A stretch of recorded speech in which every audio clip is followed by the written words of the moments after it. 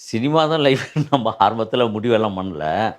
நம்ம லைஃபே அங்க வந்து எப்படி போகும், என்ன ஆகுங்கிறது நம்மளுக்கு நடிப்புக்கும் நமக்கும் அப்போங்கிறது வந்து எந்த இதுவும் இல்ல. அப்போ வந்து கிட்டத்தட்ட வந்து அவரு தான் அதில ஆர்வமா இருந்தாரு. கஷ்டப்படுறோம், அது பண்றோம் அப்படின்னா ஹெல்ப் பண்ணலாம். சினிமால வந்து டக்குன்னு கூட்டின்னு வந்து ஒருத்தர் நம்மகிட்ட நம்பி கேட்பாங்க. நம்மகிட்ட பேசிட்டோம்னா, நம்ம நம்பர் வாங்கி பேசிட்டோம்னா, அவங்களுடைய ஃப்யூச்சர் இதுவாயிடும். கண்டிப்பா நம்ம ஹெல்ப் பண்ருவோம் அப்படிங்கிற பெரிய நம்பிக்கையோட தான் நம்மகிட்ட பேசுவாங்க. இது மாரி எவ்வளோ பேர்கள் நம்ம தாண்டி வருவோம் இல்லையா? ஆமா. எல்லாரையும் நம்ம புடிச்சுக்கிட்டு நம்ம இது பண்ண முடியாது. நான் எல்லாருக்கும் சொல்லும்போது தான் நீங்க ட்ராவலிங் தான். அவங்க வந்து ஒவ்வொரு ஆஃபீஸா போயிட்டு, போய் மெனக்கெடுறது தான். சென்னையில இருக்கிறோன்னு வச்சுக்கங்களேன், சினிமா கம்பெனிக்கு போயிட்டு என்னதான் இருந்தாலும் மதியானம் லஞ்ச் டைமுக்கு வீட்ல கறி குழம்பு இருக்கும். சாப்பிட வந்துருவோம். இல்ல ஈவினிங் சாப்பிட வந்துருவோம். அப்படி இருக்கும். ஆனா, வெளியூர்லலாம் வந்து இங்க வேலைய தேடுறவங்க, இது சினிமா கம்பெனி தேடுறவங்கலாம் அவங்க கனவு அதுதான் இருக்கும். நம்ம இங்க சென்னை அப்படிங்கிறதுனால வந்து, அட போடான்னு பீச்சுக்கே போகாதவங்கலாம் பாதி பேர் இருக்காங்க. அதனா போய் கிராமத்தானா அத போய் வேடிக்கை பார்த்துன்னு நான் யூனிவர்சிட்டியில தான் படிச்சேன் நான். எங்கனால வந்து காலேஜ்ங்கிறது எல்லா காலேஜுக்கும் போவேன், அமர்க்களம் பண்ணுவேன். அது ஒரு பெரிய தனி ஸ்டோரி அது. அது வேற லெவல்ல வேற இருக்கும். லெவல். இதில பயங்கரமான கஷ்டங்கள்லாம் இருக்குது. நம்ப யோசிக்கிற விஷயங்கள் வந்து சும்மா வந்துராது. ஆமா. நம்ம யோசிக்கிற விஷயங்கள் காமெடியாவும் இருக்கட்டும். வசந்த் டிவி நேயர்களுக்கு வணக்கம். என் கூட இருக்கக்கூடிய நபரை பத்தி சொல்லணும்னா, இப்ப நம்ம பார்த்துட்டு இருக்கக்கூடிய நிறைய திரைப்படங்கள்ல காமெடியனா இருக்கட்டும், இல்ல வந்து ஒரு குணச்சித்திர வேடமா இருக்கட்டும், நடிச்சு அசத்திட்டு இருக்கக்கூடிய ஒரு நபர் தான் நம்ம கூட இருக்காரு.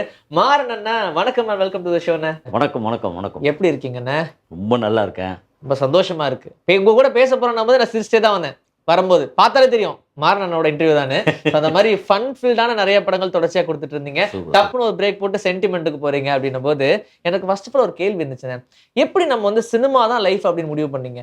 எப்போ முடிவு பண்ணீங்க? சினிமா தான் லைஃப் நம்ம ஆரம்பத்தில முடிவெல்லாம் பண்ணல.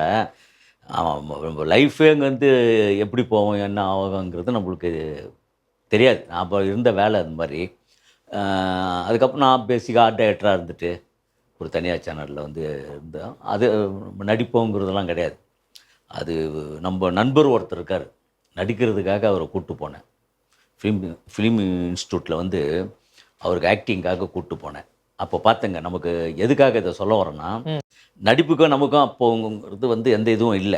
அப்போ வந்து கிட்டத்தட்ட வந்து அவரு தான் அதில ஆர்வமா இருந்தாரு. அப்போ வந்து அதில சீட்டு கிடைக்கிறது பயங்கர கஷ்டம். ம். ஃபிலிம் இன்ஸ்டிடியூட்லாம். உங்களுக்கு பார்த்தீங்கன்னா, அந்த ஊமை விழிகள், ஆபவாணன் அந்த அந்த டிஎஃப்டினால ஒரு பெரிய மரியாதையா இருக்கும் தெரியுங்களா? அந்த காலம். அப்போ வந்து டோட்டலா வந்து அவர ராகிங்லாம் பண்ணாங்க. ம். ராகிங் பண்ணவங்கலாம் வந்து பெரிய இன்னைக்கு நடிச்சுட்டு இருக்காங்கன்னு வச்சுங்களேன். அந்த ரேஞ்சில இருக்கிறவங்கலாம் ராகிங் பண்ணாங்க. அவரு ஒரு நடிச்சு காட்ட சொல்லுவாங்க. அதுதான் அதிகப்படியான ராகிங் அங்க ஃபிலிம்ஸ்ல. உடனே எனக்கு ஒரு பெரிய இது வந்துருச்சு. சரி என்ன பண்ணணும்னு சொல்லிட்டு ஒரு சீன் ஒண்ணு பண்ணி காட்டினேன். ம். அவனுங்க எல்லாம் பயங்கர கிளாப்ஸ் பண்ணிட்டானுங்க அடடா! நமக்கு. அப்போ கூட எனக்கு நடிக்கணுங்கிற ஆசைலாம் வரல. நம்ம ஃப்ரெண்ட காப்பாத்துறோம் அப்படிங்கிற ஒரு விஷயங்கள் தான். ஒவ்வொரு பரிமாணங்களையும் நம்ம சினிமாவோட வளர்ச்சிய பார்த்துட்டே இருக்கோண்ணே. ஆரம்ப காலத்துல நீங்க பட்ட ஸ்ட்ரகிள், இப்போ நீங்க வளர்ந்துகிட்டு இருக்கிற விதம் அப்படின்னு இருக்கு இல்லையா? ஸோ இந்த இந்த ஒரு கேப்ப நீங்க எப்படி பார்க்குறீங்க?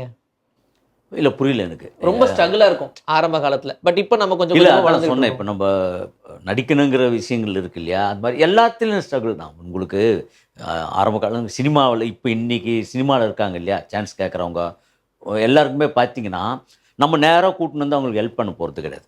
புரியுதுங்களா? ஏதாவது கஷ்டப்படுறோம், அது பண்றோம் அப்படின்னா ஹெல்ப் பண்ணலாம். சினிமால வந்து டக்குன்னு கூட்டின்னு வந்து ஒருத்தர் நம்மகிட்ட நம்பி கேட்பாங்க. நம்மகிட்ட பேசிட்டோம்னா, நம்ம நம்பர் வாங்கி பேசிட்டோம்னா, அவங்களுடைய ஃப்யூச்சர் இதுவாயிடும். கண்டிப்பா நம்ம ஹெல்ப் பண்ருவோம் அப்படிங்கிற பெரிய நம்பிக்கையோட தான் நம்மகிட்ட பேசுவாங்க. நம்போ இது மாரி எவ்வளோ பேர்கள் நம்ம தாண்டி வருவோம் இல்லையா? ஆமா. எல்லாரையும் நம்ம புடிச்சுக்கிட்டு நம்ம இது பண்ண முடியாது. நான் எல்லாருக்கும் சொல்லும்போது தான் நீங்க ட்ராவலிங் தான். அவங்க வந்து ஒவ்வொரு ஆஃபீஸா போயிட்டு, போய் மெனக்கெடுறது தான்.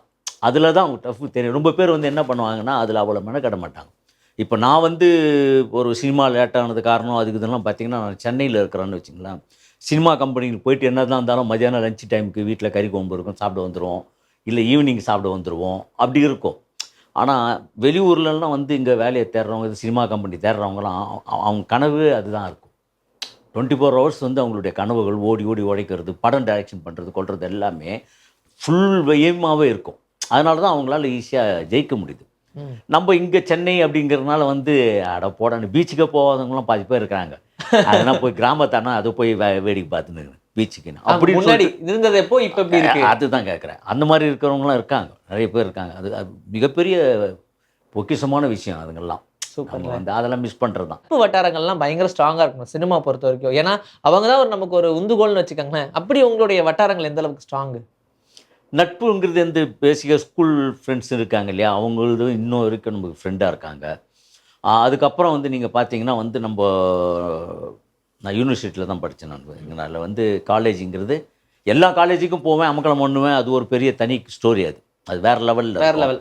அதுக்கப்புறம் பார்த்தீங்கன்னா நான் இன்னி வரைக்கும் சொல்கிற விஷயங்கள் என்னென்னா, நம்மளுடைய ஒர்க்கு வந்து இப்போ ஒரு கதை டிஸ்கஷன் பண்ணுறோம், ஸ்கிரிப்ட் பண்ணுறோம், அது உட்காந்து பேசினே இருக்கிறவங்களுக்கு வந்து கிட்டத்தட்ட வந்து ஸ்கூல் காலேஜுடைய லைஃப் வந்து கண்டினியூ பண்ணுற மாதிரி சில பேருடைய லைஃபுங்களில் சில பேருக்கு தான் அமையும். அது நீங்கள் பார்த்தீங்கன்னா வந்து இதில் பயங்கரமான கஷ்டங்கள்லாம் இருக்குது. நம்ம யோசிக்கிற விஷயங்கள் வந்து சும்மா வந்துடாது. ஆமா. நம்ம யோசிக்கிற விஷயங்கள் காமெடியாக இருக்கட்டும், ஸ்கிரிப்டாக இருக்கட்டும், அதெல்லாம் போட்டு பயங்கர இது பண்ணணும். நம்ம என்ன நான் வந்து சில நேரங்களில் அதுக்குள்ளே எவ்வளோ கஷ்டங்களாக இருந்தாலும் நம்ம டிஸ்கஷன் பண்ணி ஒரு டீமாக இருக்கிறோம் இல்லையா, ஃப்ரெண்ட்லியாக இருக்கிறதுங்கிறது. அப்புறம் ஒரு ஷூட்டிங் என்டர்டைன்மெண்ட்டான விஷயங்கள்லாம்ல நிறைய பேருக்கு வந்து வேடிக்கை பார்ப்பாங்க ஷூட்டிங்கை. அதுக்கப்புறம் ஒரு நாள் ஃபுல்லாக வேடிக்கை பார்த்தா யோயோன்னு வெறுத்துட்டு போயிடுவாங்க. நம்ம ரொம்ப ரொம்ப சாதாரணமாக நல்லா இல்லைன்னு சொல்லிட்டு போயிடுறோம் ஈஸியாக. எவ்வளோ கஷ்டப்படுறாங்க அப்படின்வாங்க. கண்டிப்பா. இப்போ படமே பார்த்துட்டு கூட சொல்கிறவங்க நிறைய பேர் உண்டு. பாவம் எவ்வளோ மெனக்கெட்டுருக்காங்க, கஷ்டப்பட்டுருக்காங்க, இன்னும் கொஞ்சம் அந்த இடத்துல கொஞ்சம் அப்படிங்கிற அளவுக்கெல்லாம் வந்துட்டாங்க. இந்த இடத்துல இந்த சாங்கு கொடுமைக்கு என்னன்னா எல்லாரும் ரிவ்யூ பண்றாங்கண்ணே. அது வந்து இன்னைக்கு மீடியா வந்துருச்சு இல்லையா. அதாவது வளர்ச்சிக்கு நாகரிக வளர்ச்சி அடைய அடைய எல்லாமே வந்து மறைச்சியெல்லாம் பண்ண முடியாது. ஆமா. அந்த காலம் அதெல்லாம்